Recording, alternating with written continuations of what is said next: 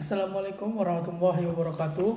Perkenalkan, saya Adi Sanjaya dengan nomor induk mahasiswa 2005 12 6784. Adapun tujuan dari pembuatan video ini adalah untuk memenuhi tugas ujian akhir semester, yaitu Indonesia Asia Selatan dengan dosen pengampu Bapak Nurdiansyah MPD.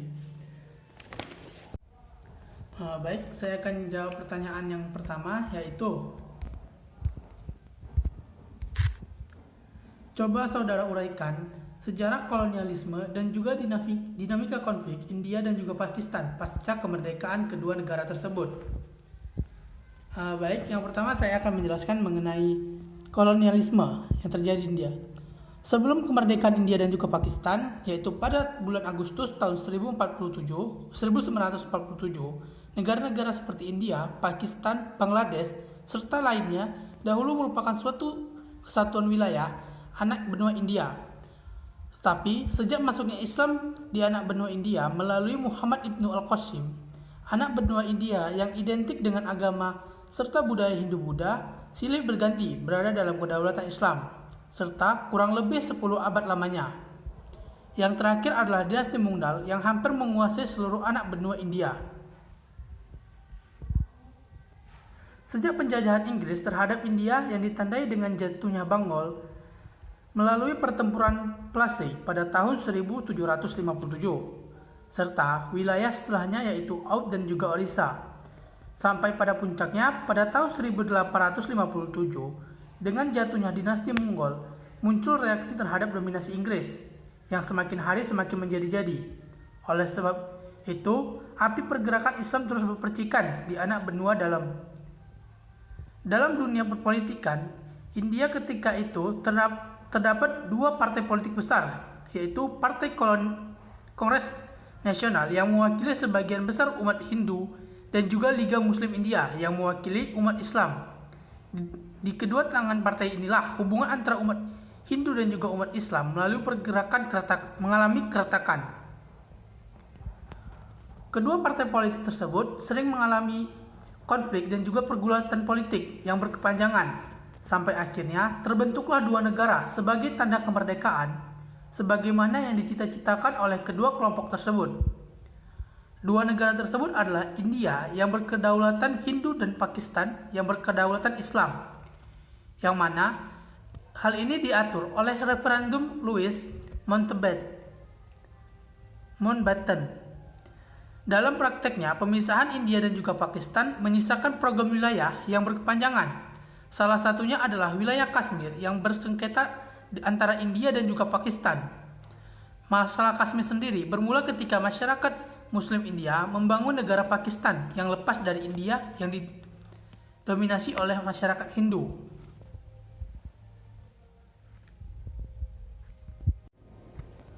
Baik, pertanyaan selanjutnya yaitu uraikan peta pemikiran sejarah terbentuknya Pakistan dan juga peran Muhammad Iqbal dalam perjuangan kemerdekaan Pakistan.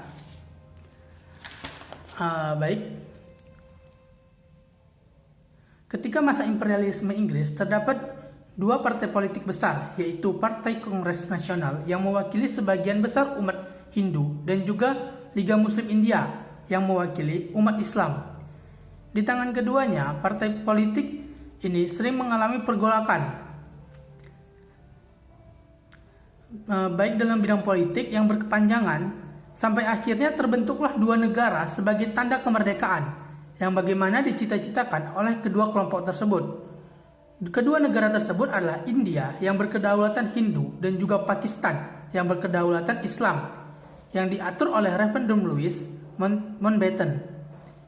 Dalam praktiknya, pemisahan India dan Pakistan sebenarnya menyisakan beberapa permasalahan yang berkepanjangan. Salah satunya adalah wilayah Kashmir yang dipersengketakan antara India dan juga Pakistan.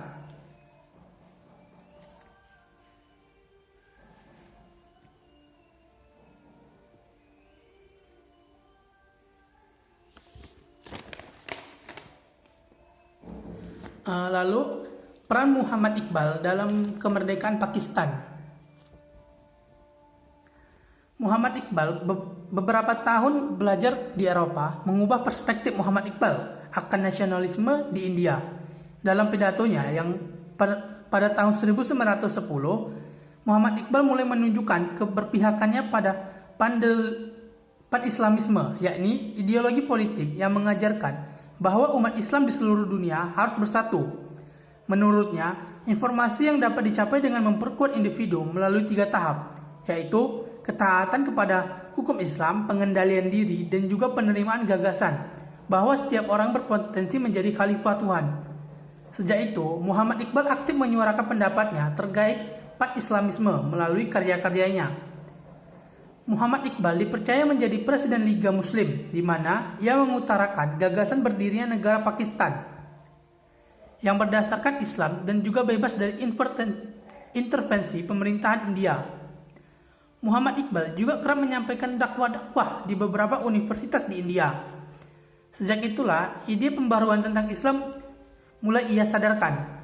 Muhammad Iqbal wafat pada bulan April tahun 1938 dan disebut sebagai tokoh penting dalam pembaruan Islam di Pakistan. Hampir 1 dekade kemudian, cita-citanya terwujud, di mana Pakistan berdiri menjadi sebuah negara Islam yang berdaulat. Oleh karena itu, ia dijuluki sebagai Bapak Pakistan. Dan hari lahirnya pada 9 November pun dirayakan oleh masyarakat Pakistan sebagai hari libur nasional. Pertanyaan yang ketiga, yaitu coba saudara uraikan bagaimana proses terbentuknya negara Bangladesh. Baik, 2 pekan setelah India melakukan invasi ke bagian timur wilayah Pakistan, kenyataan pahit harus diterima oleh pihak Pakistan, yang mana tentara mereka yang berjumlah 90.000 harus menyerah terhadap pasukan India di wilayah tersebut. Kekalahan itu begitu menyakitkan bagi pihak Pakistan, yang mana kekalahan tersebut berakibat pada langkah Pakistan Timur yang resmi memisahkan diri dari negaranya dan juga mendeklarasikan diri sebagai negara Bangladesh. Semenjak Inggris mengakhiri kekuasaannya pada tahun 1947, dari barat dan juga timur Pakistan kerap kali berseteru. Perbedaan budaya serta adanya negara India yang memisahkan barat dan juga timur menjadi pemicu dan juga membakar semangat bagian wilayah timur Pakistan untuk merdeka. Sebenarnya, sebelum peperangan pecah pada bulan Maret, tentara Pakistan Timur sudah memproklamasikan negara Bangladesh, tetapi hal ini tidak berlangsung lama. Pakistan segera mengambil tindakan dan juga melakukan serangan ke daerah itu. Namun, Bangladesh tampaknya harus berterima kasih kepada pihak India, yang mana tanpa bantuan pihak India, rasanya akan sulit negara Bangladesh bisa berdiri sampai sekarang ini. Walaupun mendapat bantuan India, jalan panjang harus dilalui oleh pihak Bangladesh, yang mana banyak warga negaranya yang menjadi pengungsi dan juga terbunuh untuk membayar kemerdekaan Bangladesh. Tetapi perjuangan Bangladesh akhirnya membuahkan hasil, yang pada tahun 1974 Pakistan akhirnya resmi mengakui kemerdekaan dan juga kedaulatan negara Bangladesh. Baik, selanjutnya pertanyaan yang keempat, yaitu uraikan serta analisis hubungan strategis bangsa-bangsa Asia Selatan dengan Indonesia, baik pasca kemerdekaan maupun sampai saat ini. Secara umum, Indonesia memiliki hubungan bilateral yang kokoh dengan 15 negara di kawasan Asia Selatan maupun Asia Tengah.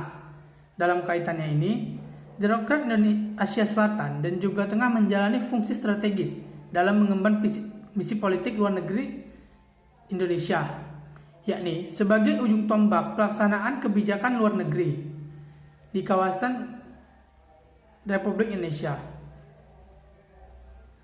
baik itu dalam bidang politik, keamanan, serta meningkatkan kerjasama ekonomi, perdagangan, investasi, sosial budaya, dan juga interaksi antar masyarakatnya.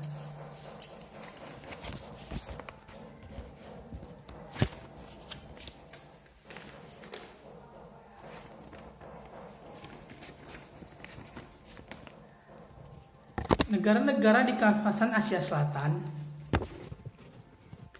memiliki arti penting dalam diplomasi Indonesia, tidak hanya karena eratnya hubungan ekonomi sebagai pasar ekspor Indonesia yang prospektif, melainkan juga karena adanya hubungan sejarah, kebudayaan, dan juga perdagangan yang sudah terjalin sejak ribuan tahun silam. Dalam perjalanan sejarah, Indonesia telah menyerap aspek budaya India, antara lain serapan bahasa Sanskerta dalam bahasa Indonesia dan juga pengaruh ekspor India yaitu Ramayana dan juga Mahabharata dalam budaya Indonesia. Agama-agama utama di Indonesia juga disebarkan oleh para pedagang dari Asia Selatan dan juga Persia. Selain itu, India adalah salah satu negara yang paling awal mendukung dan juga mengakui kemerdekaan Republik Indonesia. Bahkan sebelum kemerdekaan Indonesia, yaitu Muhammad Ali Jinnah, yaitu pendiri Pakistan, yang pada waktu itu adalah presiden dari Liga Muslim Seluruh India, mendorong tentara Muslim India yang bertugas di ketentaraan kolonialis Inggris untuk bergabung dalam membantu perjuangan Indonesia melawan Belanda.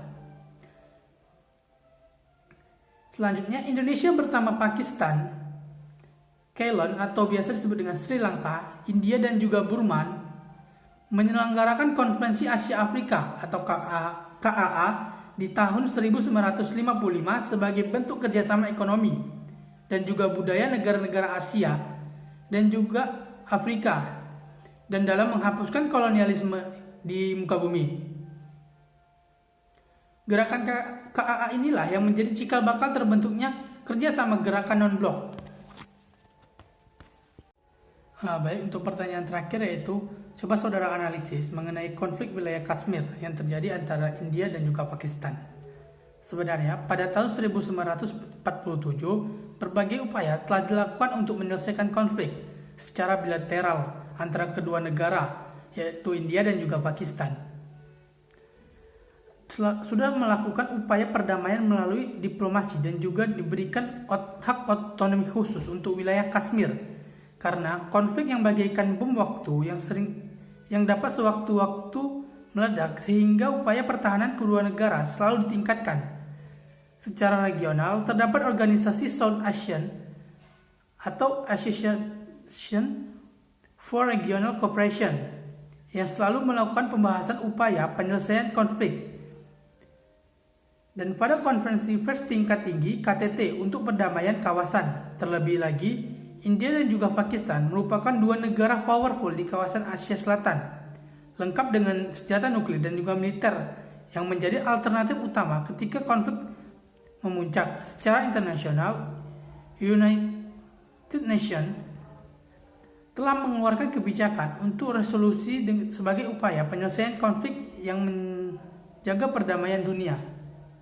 Baiklah, mungkin hanya itu saja yang dapat saya sampaikan mengenai sejarah Asia Selatan. Jika ada salah, saya mohon maaf. Saya akhiri. Wabillahi taufiq wal hidayah. Wassalamualaikum warahmatullahi wabarakatuh.